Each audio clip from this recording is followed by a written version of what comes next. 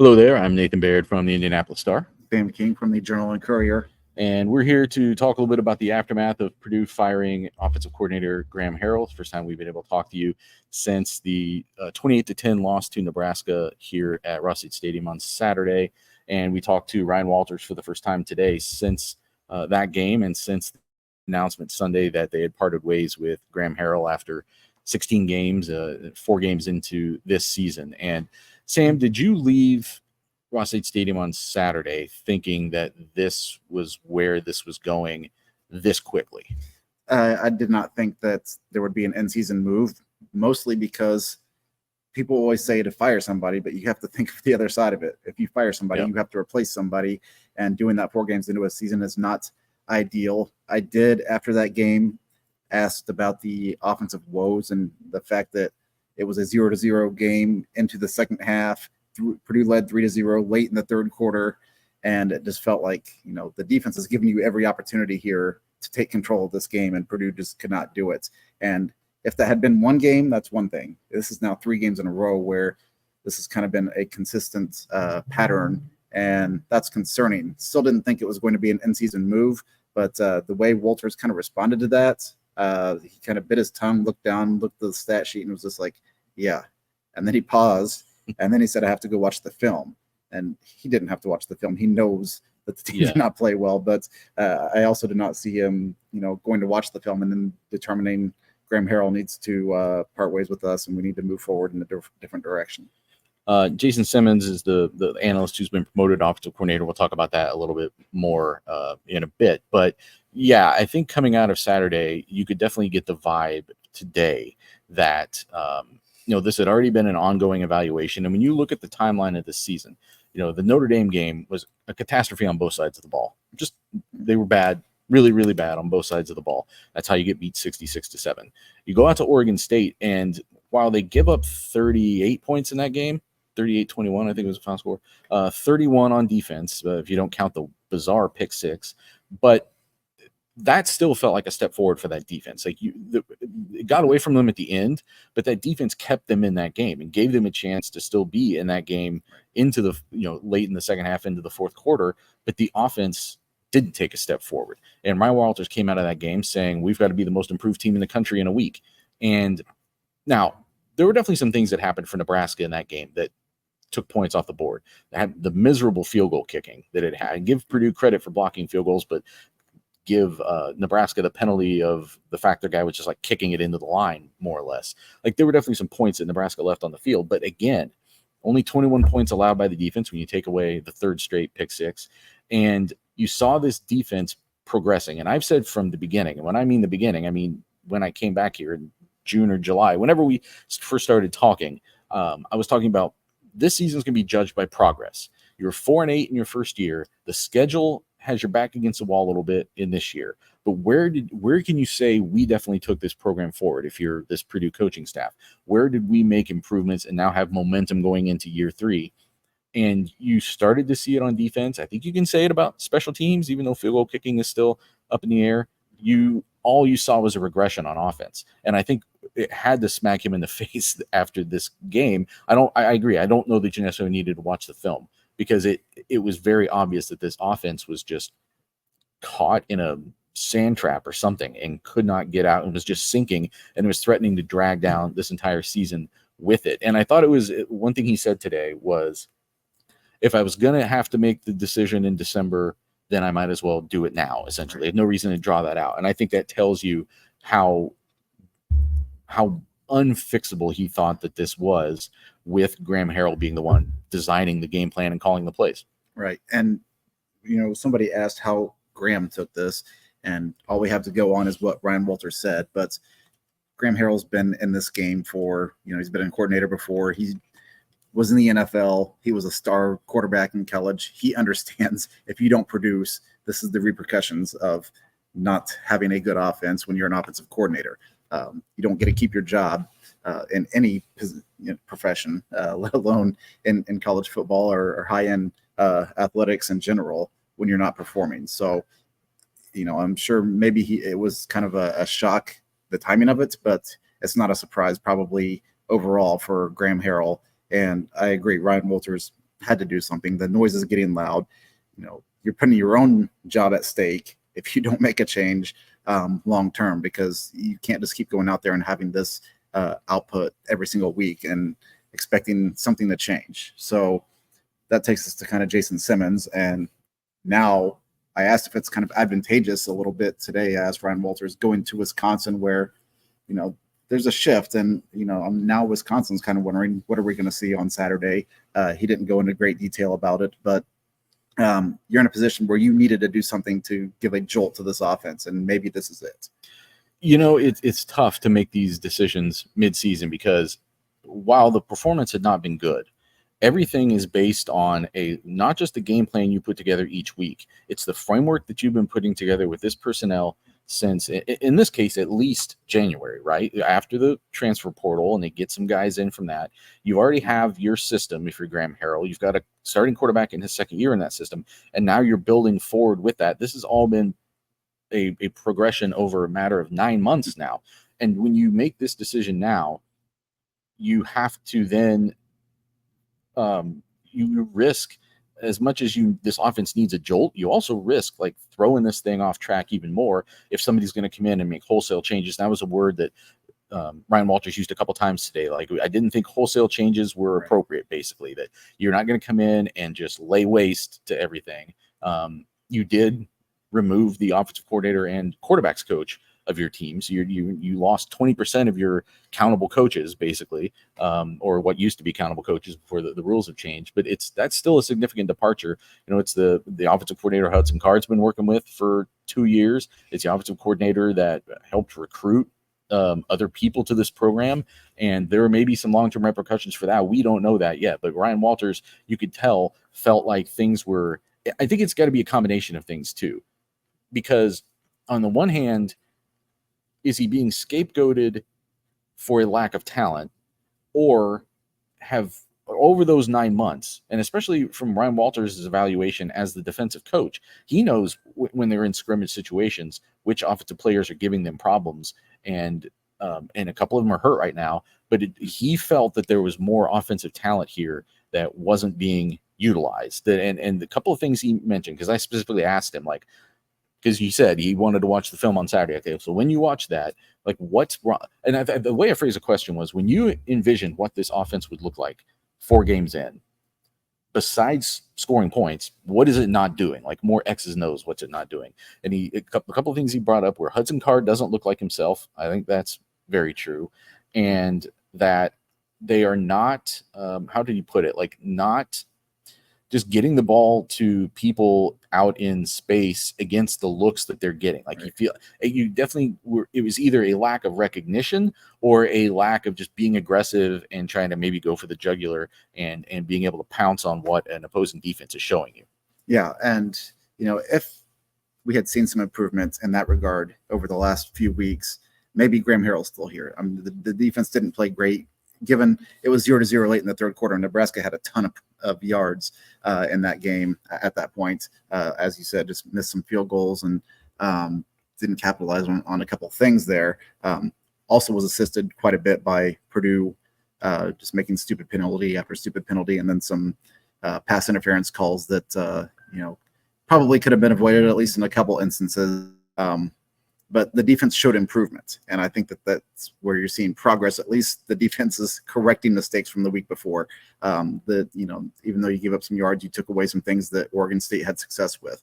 The offense did not get better. It looks like it's the same pattern of things week after week after week. And one of the things that the first play of the season, I'll go back to that, and immediately it was just a bubble screen to Jamal Edrin, and I know he's hurt, but you gave the ball to a playmaker with no defenders around him and asked him, yes, it's you against the defender, go make a play. And then the same play again the next play. First play of the second half of that game was also going after Edrin. Like, they miss him, and I think Card misses him in that connection that they had built.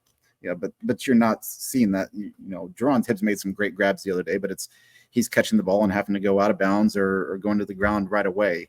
You've got to give your playmakers the option or the ability to go make a play against the defender. And right now, you're not really doing that. You're asking the line to hold up, which it hasn't been playing very well. You're asking a quarterback to make plays, dropping straight back. We haven't seen him roll out. We've heard about Hudson Card's ability to run. Haven't seen that a whole lot. So I think that's the frustrating part, is where you're not seeing these playmakers that you talked about all fall camp and all spring getting opportunities to make plays. Now Max Clare took some responsibility for not catching a deep ball down the middle that maybe he should have come down with the other day, but that's not the reason that Purdue lost the game. No, but I think that speaks volumes. It's like, oh, that was like the one.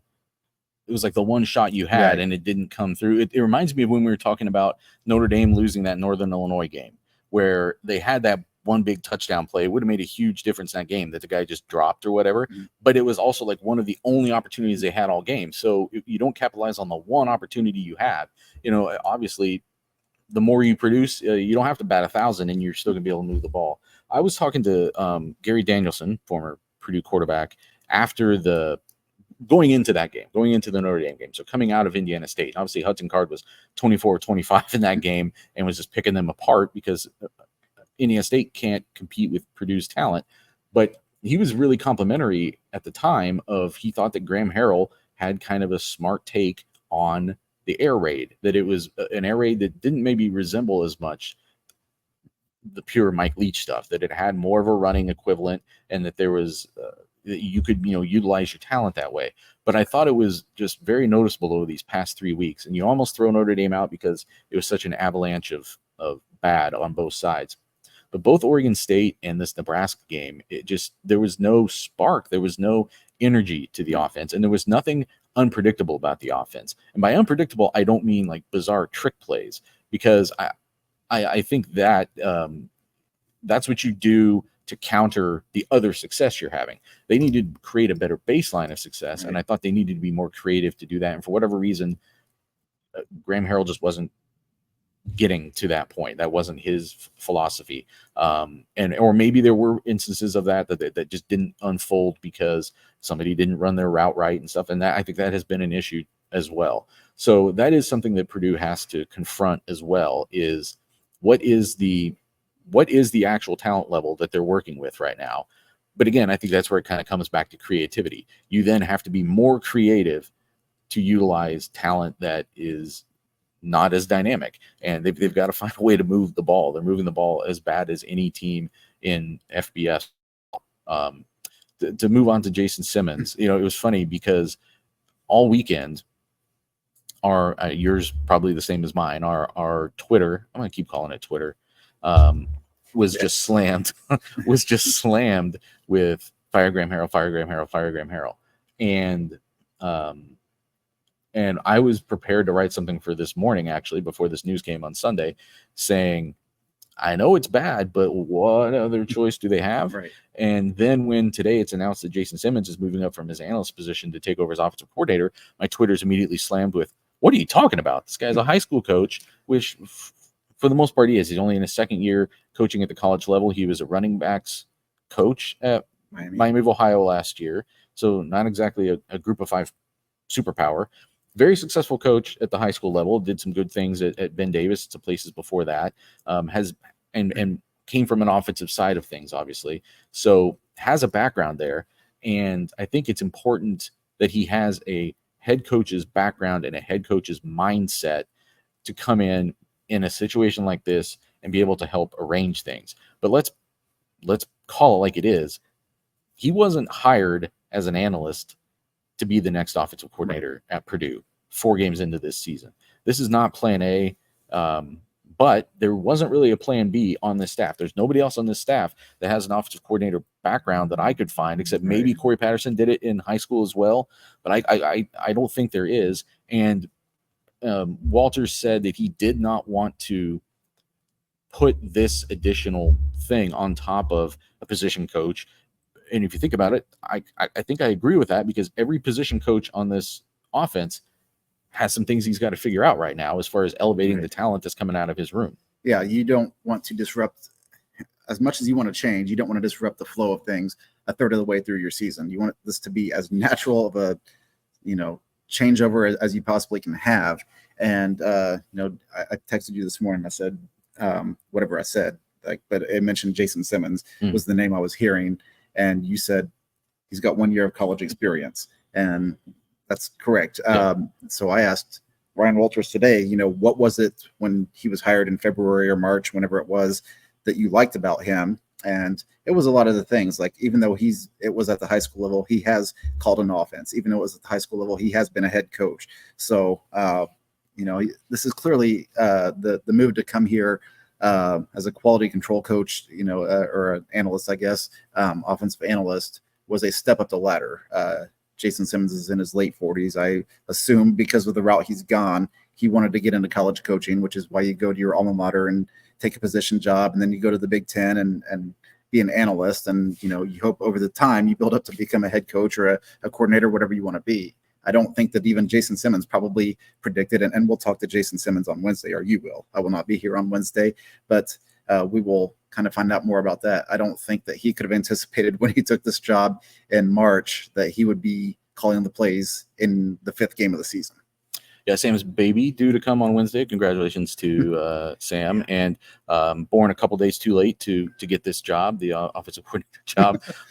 But no, I understand why people's knee-jerk reaction to this is, wait, what? But I also think there was some some of the names that I heard getting people throwing out there were really outlandish, I thought, and they're not realistic to be happening in midseason. And the last time there was this drastic of a midseason change for Purdue football was when Mike Bobinski, 6 games into the 2016 season, fires Darrell Hazel. And when they were deciding who to promote then, from an authority standpoint, your first assumption might be, well, you've got an offensive coordinator and a defensive coordinator. That's the closest thing already to a head coach in the system. Why not just promote them? And Bobinski's point at the time was, I think part of it was those guys have to keep doing what they're already doing. And that's how Jared Parker got moved up. He was someone that was among the, he's a tight ends coach. Like he had, I think at the time, or was he receivers coach? I can't remember, but he might have been receivers coach. But regardless, he was the one that could actually maybe take that on more easily than some of the other coaches. And, this reminds me, by the way, when I covered Ohio State, they hated when I brought up Purdue. So I apologize that I keep bringing up Ohio State things, but I think I keep coming up with some parallels. And Ryan Day made a big deal in recent years when he had to fire or demote his defensive coordinator 2 games into the 2021 season. They had just been to the national championship game. They came back the next year, 2 games in, they lose to Oregon at home. And he demoted the defensive coordinator off of that and promoted someone from within. And the thing he keeps harping on is the coordinator has to be the head coach of his side of the ball. And ultimately, that's one of the reasons why he stepped back from being the play caller and turned that over to other people. And I'm still wondering if that's a point that Ryan Walters is going to get to, because I was asking today, he had brought it up already, but I kind of clarified with him, like, how much time are you spending with the offense and how much more time will you be spending with the offense? Because as the guy who is calling the defense, that's a lot of time that he spends each week putting together that game plan, and it's less, you're not involved with the offensive game plan as much. It's not as much oversight there, and you can only spread yourself so thin. And Jason Simmons is going to need some help. He's doing this for the first time. He's doing a lot of things as a college coach for the first time, let alone coordinating the offense. And this is going to be, I think, a test of Ryan Walters as a head coach, of how he, the decision to fire Graham Harrell relative to that, it was emotionally, but it was intellectually easy. Right. Like you this guy's underperforming, his unit's underperforming, you fire him. And I would even say the promotion of Jason Simmons, it was relatively easy, for lack of a better term. But now to make it work, that's the hard part. They still have the same players on offense. Right. They still have the same schedule coming up. And the defense also, while it has gotten better, is not going to shut anybody down, really. I don't even think you'd call what happened with Nebraska on Saturday shutting someone down. So it's a change. It's an answer. We're a long way from finding out whether it was a solution. Yeah, and it's Walters talked about it. It is hard to make a knee-jerk reaction, so it probably was good in the heat of the moment. He was extremely frustrated, and what you saw in the post-game press conference was only a part of it. One of the reporters in the room said that they saw Walters coming up the stairs to the press conference, and he punched the wall. So that tells you. And then, he kind of said the same things, and he was even keel in the press conference. But you want to take all that out of context and, make an informed and non-knee-jerk reaction, I guess, when you make a decision like this. But I think Walter's hands are tied. And he did say it was his decision today. It wasn't something where the athletic department said, you have to make a change. But his reputation is at stake here, because Ryan Walters, his goal was to be a head coach, but he wants to stay a head coach. And if you keep losing, you don't get another opportunity to be a head coach. So here's the thing that would probably make me unpopular, if I'm not already, over at the Purdue football performance complex. Assistant coaches are by and large pretty replaceable. Position coaches, by and large, they are. They're not what losing a position coach or being wrong about a position coach rarely like capsizes your program. Wrong about a coordinator, I think you're seeing that what the repercussions are, and that can really play forward. And this does reflect on Ryan Walters. Like when you get a job, there are a few decisions that you make that are seismic decisions that are going to craft what the program is and be the identity. And right now, 16 games into his second season, this offense has no identity other than being pretty soft and pretty ineffective. And that does still reflect back on him. It reflects back on him that he didn't, maybe he tried to, but wasn't able to add someone more experienced. Today he's talking about, he's saying, oh, these people are like reaching out. People, he said, big names, big resumes, and he's been vetting them, but maybe he'll add someone else. Maybe he won't, as I guess another analyst or whatever. Problem is, like, those guys didn't have jobs last winter either, probably, like, or any time since then. Like, you could have added a more experienced voice and chose not to do it or wasn't able to do it, whatever. And that leaves you in a position where you're promoting a second-year college coach who has not been a college coordinator into to take over what has been statistically one of the like 2 or 3 worst power conference offenses and one of the like 5 or 8 worst FBS offenses. Yeah, and I'm guilty here. When Graham Harrell was hired, I thought it was a pretty good move. I probably wrote it at the time. Here's a guy. I thought it made sense. Yeah, here's a guy with a name. He's been a coordinator. He's had some success. Clearly, he's a big name in Texas, which if you're any college football program hoping to do anything, you want to have a recruiting footprint in Texas. So, by the way, that's worked out pretty well as far as the quarterbacks they're bringing into this program. Yeah, since he got here, but it wasn't working. And kind of back to come full circle. If you've already decided this isn't working, you don't sit there and play this out for another 8 weeks and then make a fire. Like, Ryan Walters has always been blunt and been honest. And I think that's probably what he did is pulled Graham Harrell in and said, hey, this isn't working. And as I said, Graham Harrell's not stupid. He realizes it's not working, and you make the change. And to Walter's credit, he came out and kind of told us bluntly today how it went down. So now going forward, we'll see.